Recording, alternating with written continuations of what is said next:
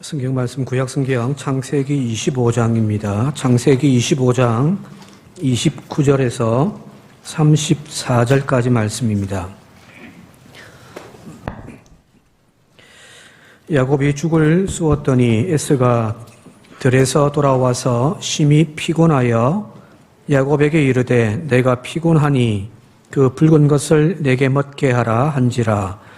그러므로 에서의 별명은 에돔이더라. 이르되 형의 장자의 명분을 오늘 내게 팔라. 에서가 이르되 내가 죽게 되었으니 이 장자의 명분이 내게 무엇이 유익하리요? 야곱이 이르되 오늘 내게 맹세하라. 에서가 맹세하고 장자의 명분을 야곱에게 판지라.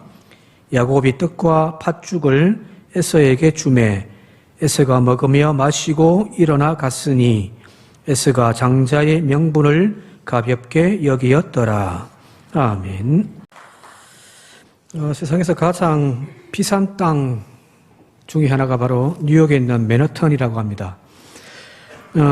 사진에 보시면 아시겠습니다만 맨하탄은 하나의 작은 섬입니다. 뉴욕시에 있는 작은 섬입니다. 원래 이 주인은 인디안이었습니다. 그런데 1960년대, 1600년대에 네덜란드인들이 이곳으로 이제 이주해 와서 이곳을 그 추장과 인디언들에게서 단돈 24달러, 오늘날 돈입니다. 그때 당시 말고요. 지금의 24달러 정도의 가격을 책정해서 거래를 하게 되어졌답니다. 네덜란드인들은 자신들이 새로운 땅을 이제 개척하면서 그곳 이름을 자신들의 원래 있던 곳 암스테르담 이름을 따서 뉴 암스테르담이라고 하는 이름을 처음에 붙였대요. 그리고 나중에 영국이 이제 이곳을 점령하고 그것을 영국에 있는 요크라고 하는 도시의 이름을 따서 뉴욕이라고 이제 이름을 바꿨다고 합니다.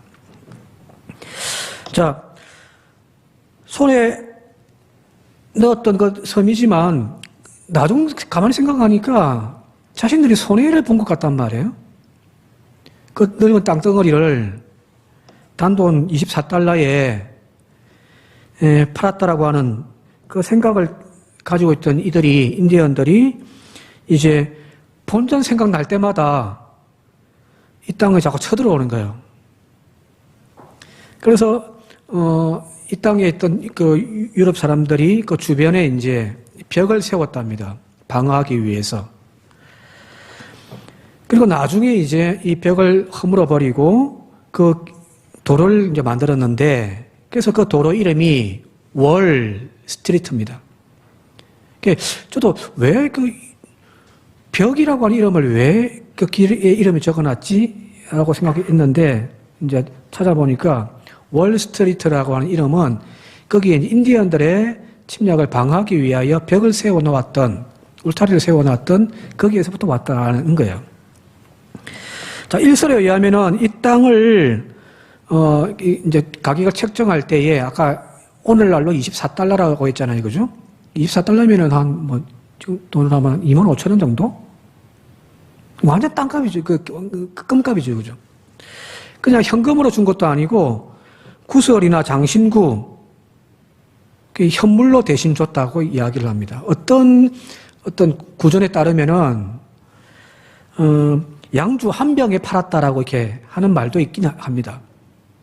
아까 거기에 비석 하나가 있었잖아요. 그림에 그죠? 그게 이제 네덜란드 기념비라는 거예요.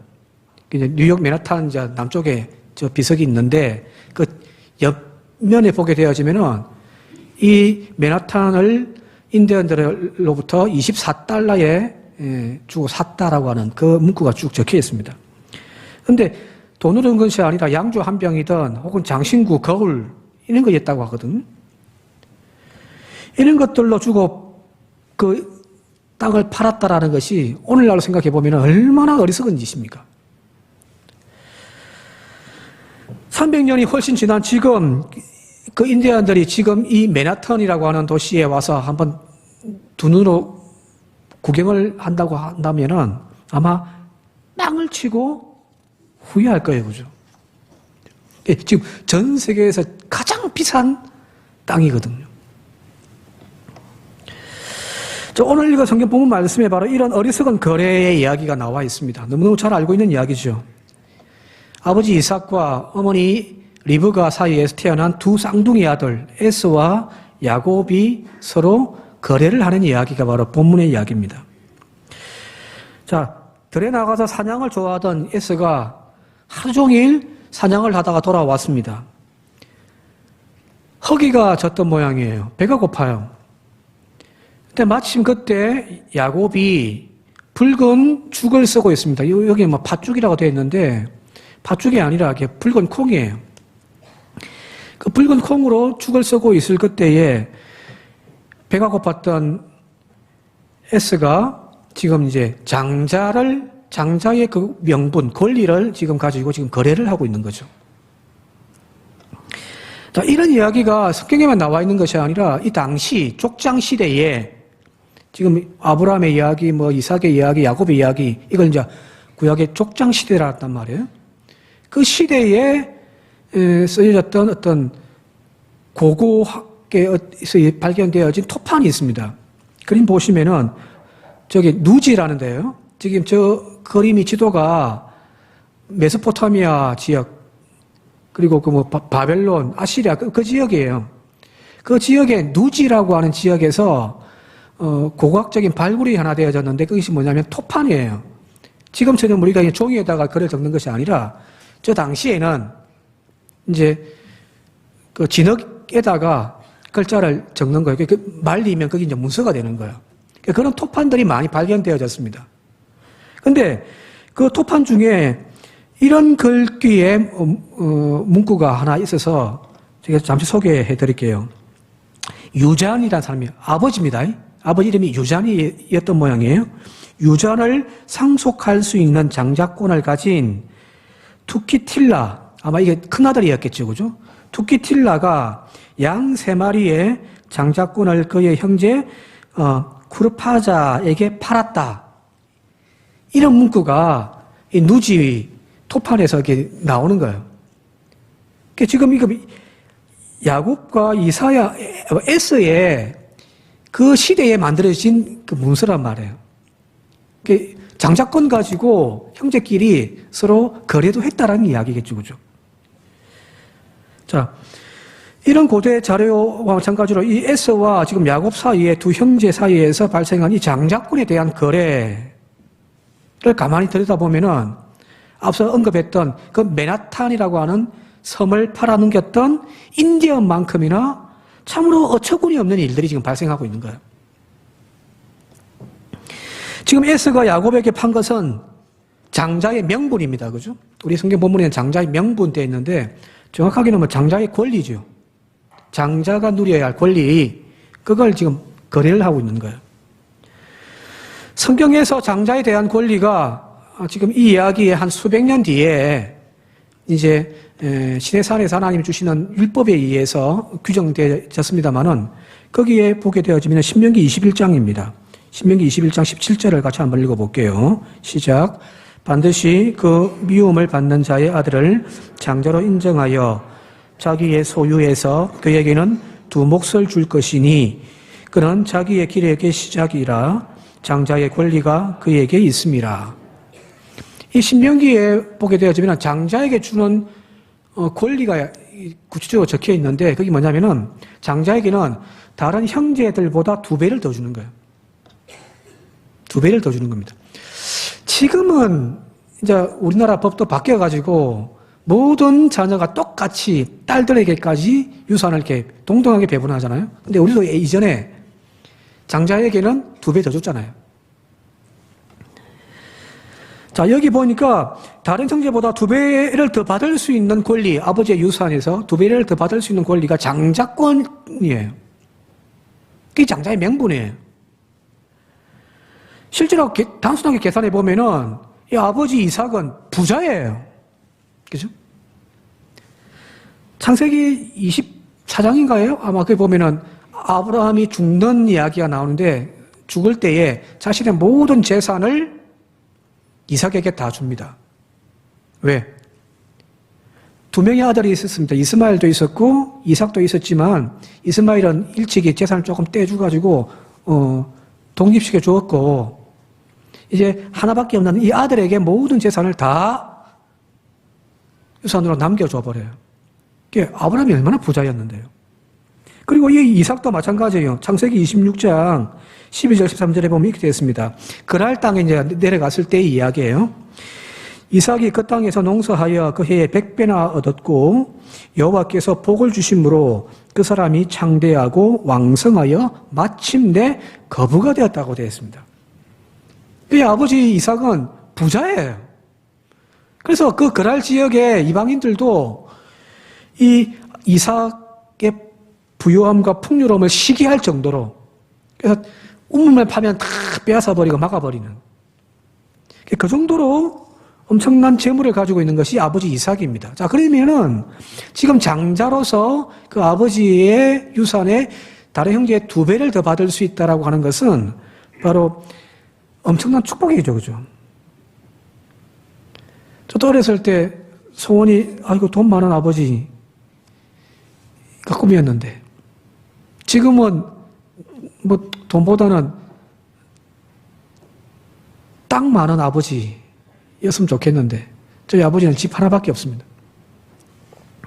자, 지금 에서가 가지고 있는 이 장자권이라고 하는 것은 아버지의 유산에 지금 형제가 2밖에 없으니까 많은 것도 아니잖아요, 그죠? 2밖에 없는데 야곱이 받을 것보다 2배를 더 받을 거니까 이건 엄청난 거예요, 그죠?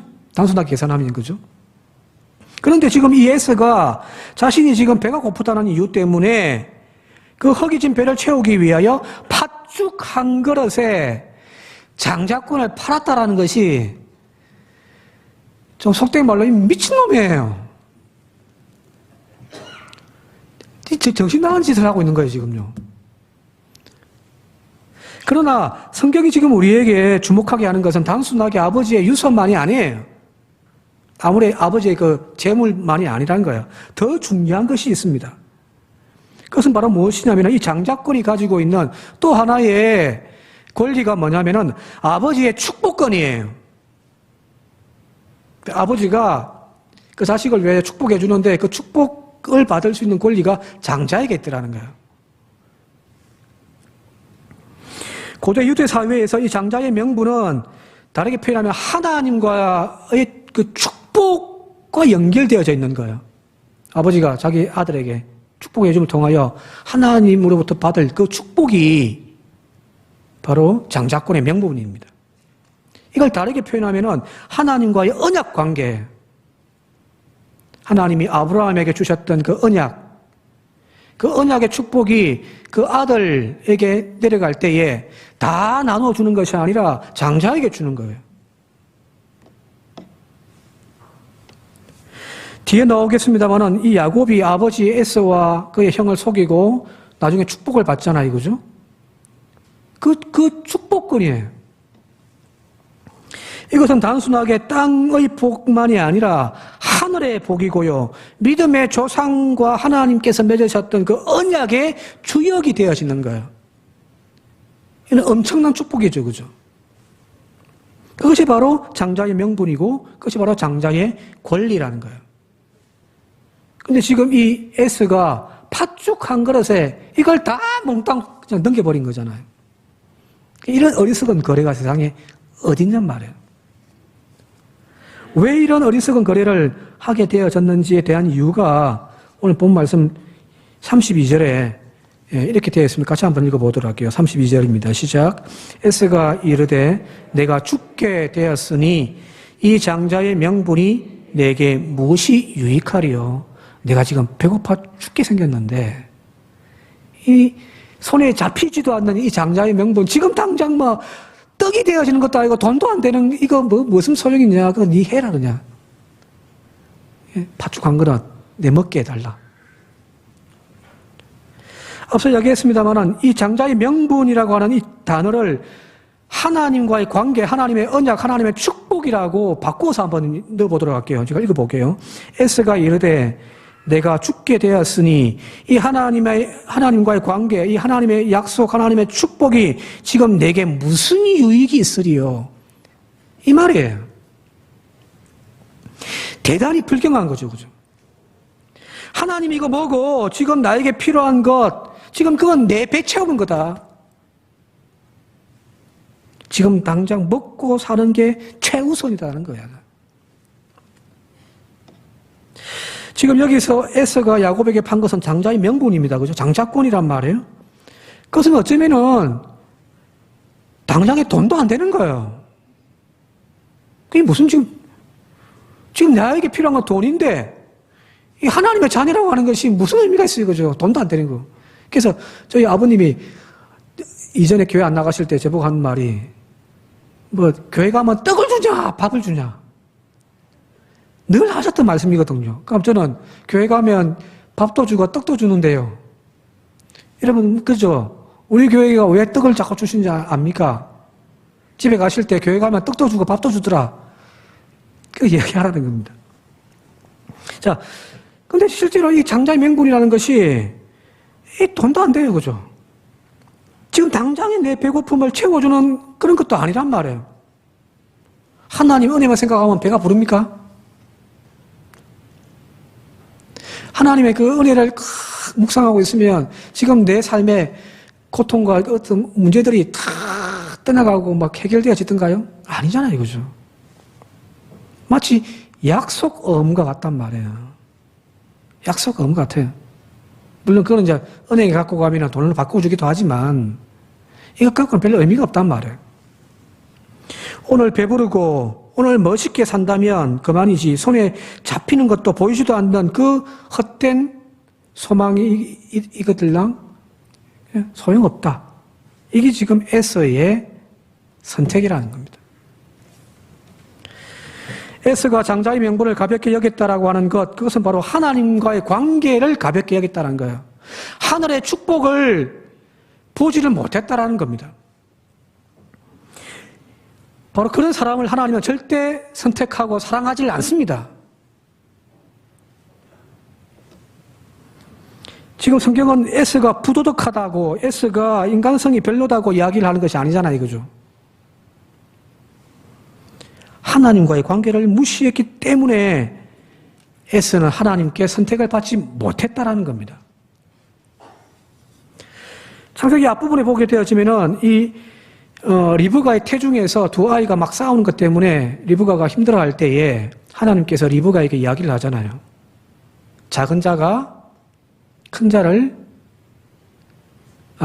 작은 자를 섬길 것이다. 무슨 말이냐면 그 태중에서부터 하나님은 에서가 아니라 야곱을 선택했다라고 하는 그 말로 우리가 읽을 수 있잖아요, 그죠?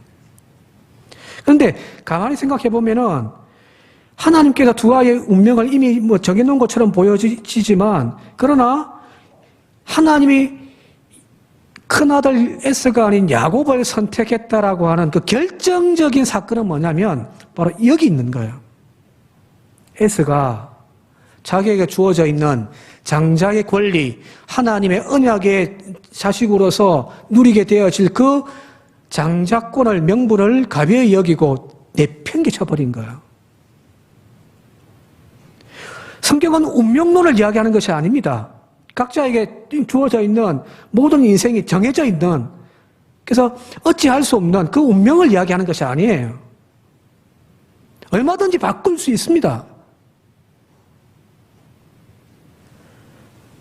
그 모든 선택의 결과는 우리가 하는 거죠.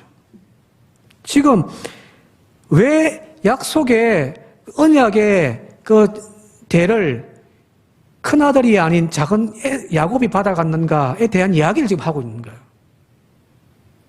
그 이유는 딱 한 가지죠. 에서가 장자의 명분을 가벼이 여겼다. 오늘 우리의 신앙생활도 마찬가지입니다. 하나님 좋지요. 그죠?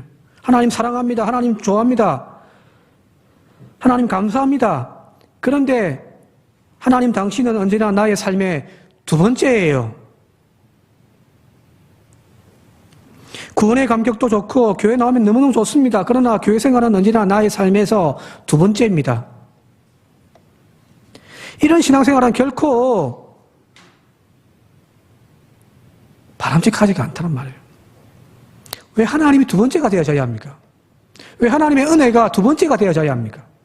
지금 당장 나에게 필요한 그것에 얼마든지 팔아먹을 수 있는 그런 싸구려 은혜를 우리 더 이상 하지 말자는 겁니다.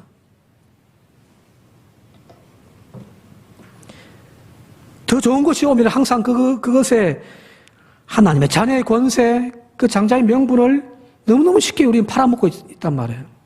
조금만 힘들면은 오늘 우리가 배고프다는 그 현실 속에서 하나님의 장자의 명분을 우리는 너무너무 쉽게 팔아먹고 있더라는 겁니다. 전도서의 고백처럼 우리의 인생은 잠시 잠깐 있다 사라지는 안개예요.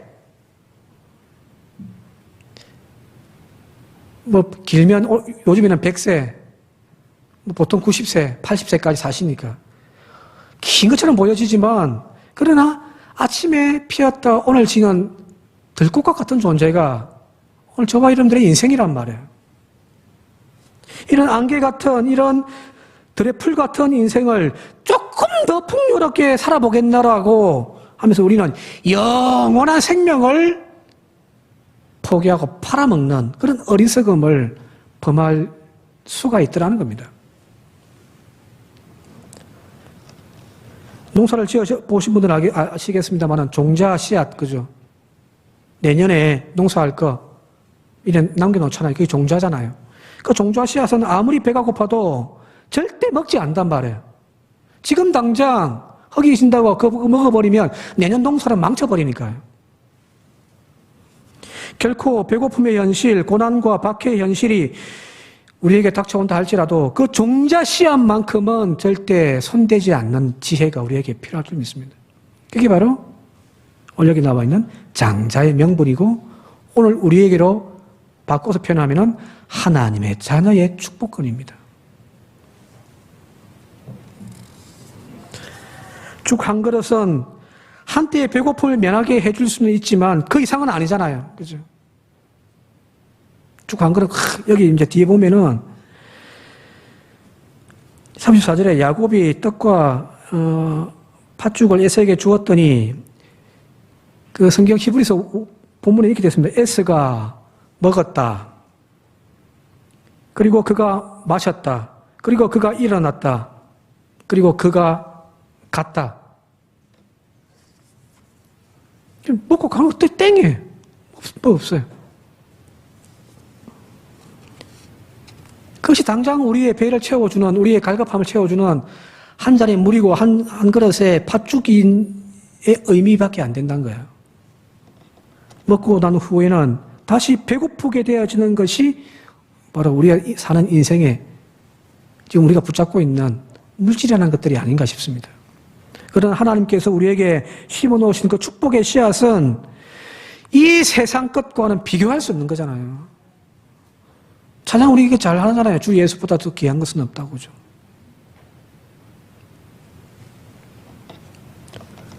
오늘 저와 여러분들이 바로 이런 S의 어리석고 잘못되어진 선택을 하는 저와 여러분들이 되어지지 않기를 바랍니다. 그래서 하나님을 섬기는 그 섬김에 대해서 성경이 뭐라고 이야기하냐면은 마음을 다하고 뜻을 다하고 또 뭐죠? 목숨을 다하라고 되어 있습니다. 하나님 섬기는 것은 목숨을 다하는 거예요. 자, 이 배고픔과 관련되어진 유명한 이야기 중에 하나가 바로 예수님의 신약 성경에 나와 있는 예수님의 광야 시험이잖아요. 그죠? 40일 동안 금식을 하고 난 이후에 성령께서 예수님을 광야로 옮기시고 거기에서 이제 사탄에게 세 가지 시험을 받는데 첫 번째가 바로 사탄이 이야기합니다. 그 떡으로, 그 돌로 떡을 만들어 먹으라는 거야. 즉, 먹고 사는 가장 기본적인 생존의 문제를 지금 건드리고 있는 거죠. 그죠? 하나님 섬기는 것도, 하나님 사회 가는 것도 먼저 먹으라는 거예요. 먹어야 뭘 하지. 먹는 것부터 챙기라는 거예요. 그게 첫 번째고요. 두 번째는 성전 꼭대기에 데리고 올라가서 뛰어내리라고 하잖아요. 시편에 있는 말씀처럼 천사가 너희를 받쳐줄 거다. 믿으면 뛰어내려. 그것은 곧 우리의 신앙에 대한 테스트이고, 세 번째가 이제 높은 산에 올라가서 천하를 다 보여주면서 나에게 절해라. 다 줄게. 세상의 권력과 명예에 대한 이야기잖아요. 그죠? 이 세 가지 시험 중에서 저 개인적으로는 가장 강력한 시험은 아마 첫 번째 시험이었을 거라고 저는 생각합니다. 돌로 떡을 만들어 먹어라. 이것은 바로 우리의 생존에 관한 욕구이기 때문입니다. 살고자 하는 욕구요. 이 생존에 관한 욕구는 인간에게 있어서 가장 원초적이고 그 어떤 욕구보다 더 강력한 욕구입니다. 먹는 거요. 중요합니다. 닷새 굶어 도둑질 안 할 놈 없다라고 하는 속담도 있잖아요. 그죠? 닷새를 굶어봐라. 남의 집 다음 안 넘을 사람 없다. 먹는 문제는 인간이기에 극복할 수 없는 가장 중요한 문제입니다. 그것은 곧 생명과 직결되어 있기 때문입니다. 사실 생명을 가진 모든 생물체들에게 있어서 가장 기본적이고 가장 원초적인 그 생존의 욕구가 바로 이 먹고 마시는 문제인 거예요. 무시 못합니다. 우리가 늘 하는 말이 다 먹고 살자고 하는 짓 아니냐. 그죠? 자, 그런데 문제는 이 가장 원초적인 문제 때문에 인간은 다 넘어져 버렸습니다. 먹는 것 때문에 인간은 넘어지더라는 게 성경의 이야기입니다. 첫 번째요. 여러분 잘 아시는 에덴 동산에서 아담과 하와가 왜 하나님께 심판받아가지고 쫓겨나죠? 무슨 문제예요? 가지 말라는 데 갔습니까? 취하지 말라는 거 취해서 그렇습니까? 아니잖아요. 먹지 말라고 한 선악과를 먹은 결과이거든요. 먹는 거예요. 하나님의 선택받은 이스라엘 백성들이 이제 출애굽하여 이제 약속의 땅, 가나안 땅으로 들어가서 이제 하나님의 나라를 건설해야 할 그 과정 중에 그 과정에서 광야에서 모든 이스라엘 백성들이 1세대들이 다 죽임을 당했던 이유가 뭡니까? 먹는 것 때문에.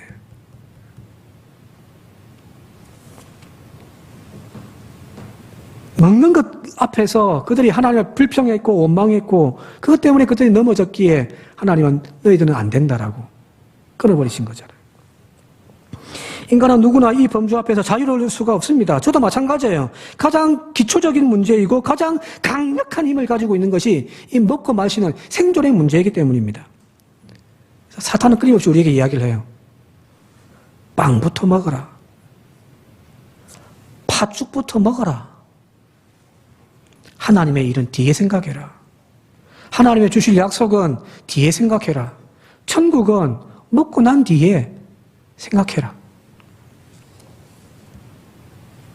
바로 이 사탄의 유혹 앞에 주님께서 말씀하신 것이 신명기 8장 3절 말씀을 주님께서 인용하신 거거든요. 자, 신명기 8장 3절 말씀 같이 한번 읽어보도록 할게요. 함께 읽겠습니다. 시작. 너를 낮추시며 너를 줄이게 하시며 또 너도 알지 못하며 내 조상들도 알지 못하던 만나를 네게 먹이신 것은 사람이 떡으로만 사는 것이 아니요 여호와의 입에서 나오는 모든 말씀으로 사는 줄을 네가 알게 하려 하심이니라. 여기 주님은 이 뒷부분에 사람이 떡으로만 사는 것이 아니요 여호와의 입에서 나오는 모든 말씀으로 사는 줄을 알라 하고 거절해 버린단 말이에요. 여기 지금 예수님께서 떡을 부정하신 것이 아니에요. 오해하지 마시기 바랍니다. 예수 잘 믿으려면 그냥 먹는 것도 뭐도 세상 부귀도 다 소용없다. 아니에요. 여기 지금 주님께서 하신 말씀은 떡으로만 사는 것, 떡만 있으면 얼마든지 우리가 행복할 수 있다라고 하는 그 생각 그 자체를 지금 부정하시는 거예요. 하나님의 영광을 위한 삶이 되어지고 그의 목적을 분명하게 할 때에 그때 비로소 돈도 가치가 있고 명예도 가치가 있는 거예요. 그런데 우리는 하나님의 영광을 위하여라고 하는 것은 제껴둬버리고 그 앞에 있는 떡을 붙들려고 몸부림치고 명예를 붙들려고 몸부림치다 보니까 그게 문제가 있는 거죠. 성경이 절대 부자를 부정하는 것이 아닙니다. 성경은 부자를 부정하지 않습니다. 높은 자리에 권세에 앉아 있는 것도 부정하지 않습니다. 단지 그 부요함이 그 세상의 명예와 권력이 하나님의 영광과 하나님의 나라에 합당하지 아니할 때에 하나님이 빠져버린 권력, 하나님이 빠져버린 부유함 떡만 추구하는 삶이 문제가 있다는 거예요. 그러면서 그 앞자리에 하나 붙이라는 거예요. 뭐냐? 하나님의 영광을 위하여 먹든지 마시든지 무엇을 하든지. 그래서 누가복음 6장 33절에 보면 산상수훈의 앞서 이야기했던 팔복에 대한 이야기, 그걸 이제 뒤에 이제 다시 풀이하고 있는데, 거기 보면 이렇게 말씀하고 계시잖아요. 너희는 먼저 그의 나라와 그의 의를 구하라. 그리하면 이 모든 것을 너희에게 더하시리라. 먼저가 중요합니다. 장자권, 하나님과의 관계, 먼저 되어져야 먹든지 마시든지 무엇을 하든지 우리의 삶에 의미가 있다는 거예요. 이건 무시해버려, 이걸 경솔하게 여겨버렸던 에서에게는 하나님의 영광이 떠나가 버리는 거죠. 먼저 그의 나라와 그 의를 구하지 못한 채 세상의 욕망과 탐욕을 더 높이 남들보다 더 많이 가진다고 무슨 의미가 있겠습니까? 하나님의 심판 자리에서 책망받을 죄 하나 더 만드는 것밖에 되어지지 않습니다. 똑같은 물질이라도, 똑같은 배부름이라도, 똑같은 권력의 은혜의 자리라도 여러분들 하나님께 책망받을 자리가 아니라 하나님께 칭찬받는, 쓰임받는 저와 여러분들이 되시길 바랍니다. 당장의 배고픔을 위한 붉은 팥죽 한 그릇에 거기에 내 배고픔을 해결할 수 있는 그런 의미도 있지만 그것 때문에 하나님의 자녀의 권세를 팔아먹어서는 안 될 거 아니에요. 오히려 나의 모든 소유를 팔아 그 밭을 사는 그 천국을 소유하는 저와 여러분들이 되시길 바랍니다. 예, 천국을 팔아 이 땅의 부유함과 배부름을 채울 것이 아니라 반대로 성경은 우리에게 요구하기를 이 땅의 것을 팔아 나의 모든 소유를 팔아 천국을 소유하라는 거거든요. 이제 말씀 정리를 마치도록 할게요. 1829년도에 미국에 조지 윌슨이라는 사람이 있습니다. 이 사람이 지금 어떤 범죄로 말미암아 교수형을 선고받았습니다. 이제 재판 결과 교수형이 이제 판결되었습니다. 그런데 앤드류 잭슨이라고 하는 대통령이 그에 대한 모든 기소를 다 취하하고 사면하라고 하는 사면권을 발동을 했습니다. 자, 판사가 이 교도소를 찾아가가지고 이 윌슨에게 이 대통령의 사면권을 전달하면서 이제 당신은 자유다 라고 이제 이야기를 해준 거예요. 자, 그런데 희한한 일이 벌어졌습니다. 이 윌슨이라는 자가 대통령의 사면권이 주어졌음에도 불구하고 그걸 거절해버렸습니다. 나 안 받을 건다. 나 죽을래. 자, 이 주임 판사가 지금 고민이 빠진 거예요. 대통령의 사면장에 따라서 석방을 해야 할지 아니면 원래 판결대로 사형을 집행하기, 사형 받겠다고 하니까 사형을 집행해야 할지 지금 고민에 빠져버렸습니다. 그래서 그걸 자기가 판가를 못하니까 대법원에다 올릴 거예요. 자, 대법원의 판결이 나왔습니다. 법원이 사면의 혜택을 강제로 줄 수는 없다. 사면은 은혜를 베푸는 행위로서 법 집행을 위임받는 권력으로부터 나온다. 그러나 수혜자가, 그 죄인이, 수혜자가 이를 거부할 경우 법원이 강요할 권한은 없다. 대통령이 사면권을 발동해서 그를 이제 무죄하게 석방해주는 그런 은혜를 내렸음에도 불구하고 이 본인이 나는 그 사면권 거부한다 고 해버리면 법원도 결국에는 법대로 집행하여 사형시킬 수밖에 없다는 거예요. 자, 이런 말이 있습니다. 운명을 결정짓는 것은 요행이 아니라 선택이다. 다시 읽어드릴게요. 운명을 결정짓는 것은 요행이 아니라 선택이다.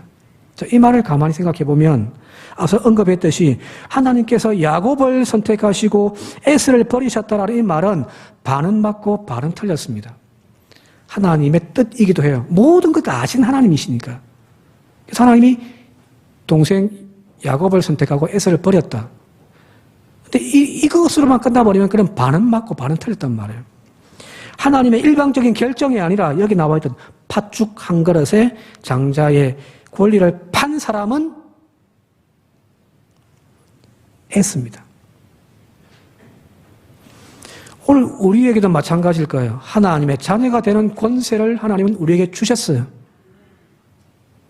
근데 하나님의 자녀가 되어지느냐 마느냐는 결국에는 우리의 선택에 달려 있습니다.